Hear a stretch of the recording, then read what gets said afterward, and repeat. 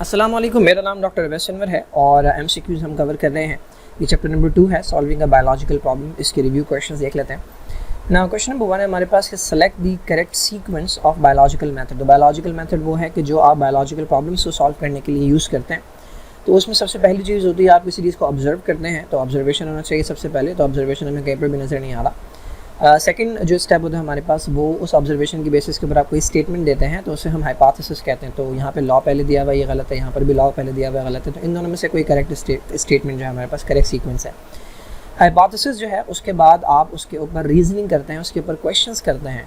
Questions करने के बाद आप उसके ऊपर एक्सपेरिमेंट करते हैं, देन वो थ्योरी बनती है, देन वो लॉ बनता है। तो हाइपोथेसिस से डायरेक्टली थ्योरी और लॉ नहीं बनता और बाद में रीजनिंग नहीं होती, बल्कि पहले हाइपोथेसिस पे रीजनिंग होती है, फिर वो वेरीफाई होती है थ्रू द एक्सपेरिमेंट, फिर वो थ्योरी बनती है, देन वो लॉ बनता है। तो ये हमारे पास करेक्ट स्टेटमेंट है ना। Select the odd one. Odd one का मतलब जो चीज़ यहाँ पर बिलोंग नहीं करती वो सेलेक्ट करनी है।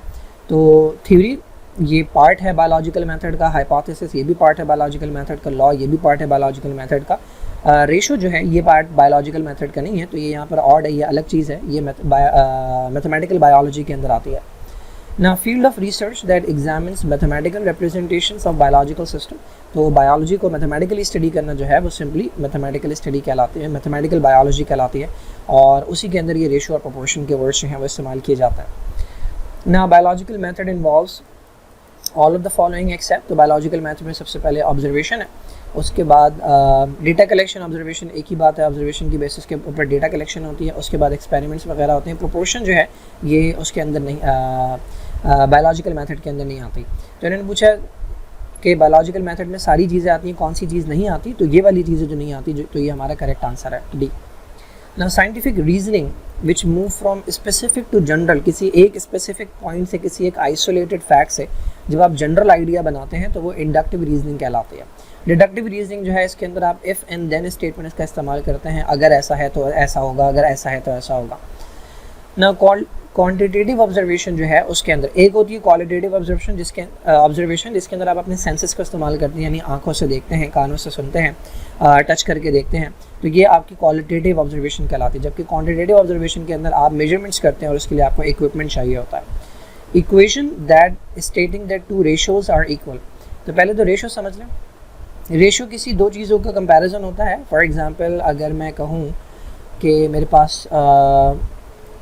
पास 4 जो हैं वो पेन है, ठीक है, और मेरे पास 10 जो है वो पेजेस हैं। तो पेन और पेजेस का जो रेशो है, या मैं इन दोनों को कंपेयर कर रहा हूँ, तो वो बनता है 4:10, ठीक है। तो ये रेशो कहलाता है। जबकि प्रोपोर्शन जो होता है वो ये होता है कि दो रेशोज जब इक्वल आ जाएं तो हम उसे प्रोपोर्शन का नाम देता है, ठीक है। फॉर एग्जांपल पेन और पेजेस का रेशो जो है वो 4 और 4:10 है। यानी अगर मैं इसको सिंप्लीफाई नहीं कर सकता क्योंकि वो नहीं बनेगा, क्या कहते हैं, कर सकता हूँ वैसे मैं इसे सिंप्लीफाई 2 से कर सकता हूँ, यस 2 एंड 2 × 2 4 एंड 2 × 5 10। तो इसका सिंपलेस्ट रेशो जो आ रहा है वो 2:5 आ रहा है, ठीक है। अच्छा, अब मान लें मैं दो चीज़ों का और रेशो निकालता हूँ, ठीक है। फॉर एग्जांपल मेरे पास पेंसिल्स जो हैं वो 10 हैं और मेरे पास जो रबर्स हैं 10 नहीं सॉरी 20 हैं, और मेरे पास जो रबर्स हैं वो 50 हैं, ठीक है। तो एक रेशो है 4:10 और एक रेशो है 20:50।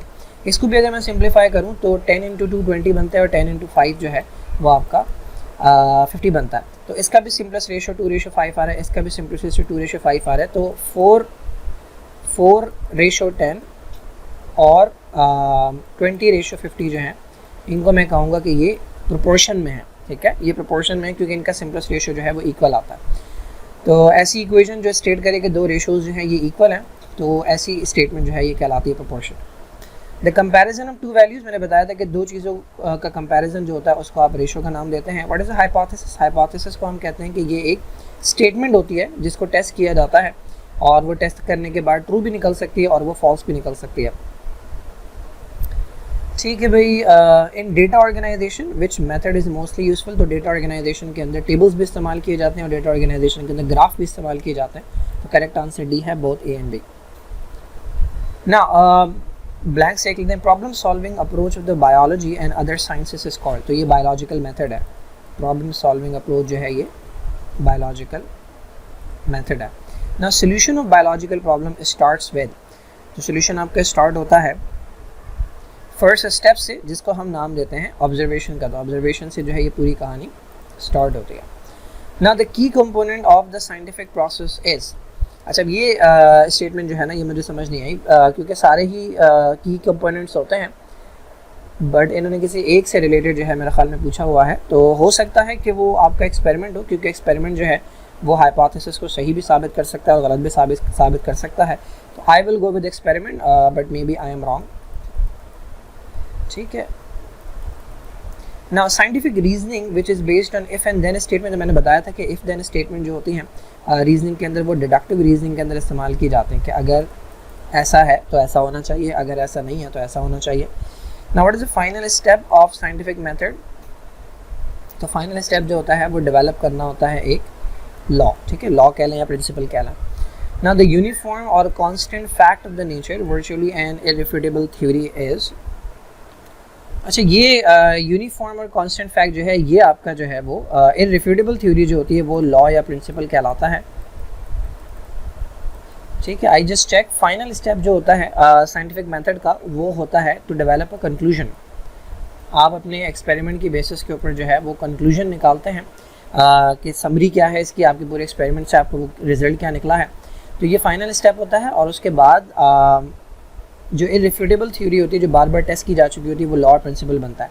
अच्छा, पीछे की कंपोनेंट के बारे में पूछा तो ये मुझे मिल गया। की कंपोनेंट जो है वो एक्सपेरिमेंट नहीं होता, बल्कि की कंपोनेंट जो है वो हाइपोथेसिस को कहते हैं। क्यों की कंपोनेंट कहते हैं? क्योंकि इसी की बेसिस के ऊपर आगे जाकर आपने एक्सपेरिमेंट करना होता है, क्योंकि इसी को आपने या तो सही साबित करना होता है या गलत साबित करना होता है। Now once you have the data you may need to perform dash analysis. तो ये मैथमेटिकल बायोलॉजी वाले के अंदर आपको मिल जाएगा। आपको परफॉर्म करना होता है मैथमेटिकल एनालिसिस जब आपके पास डेटा आ जाता है। The equation is stating that two ratios are equal, तो ये मैं पहले ही बता चुका हूँ कि ये प्रोपोर्शन होता है। ठीक है, ratio is a comparison of two values and the cause of malaria is Plasmodium. ठीक है भाई, तो ये आपके सेकेंड चैप्टर के रिव्यू क्वेश्चंस थे।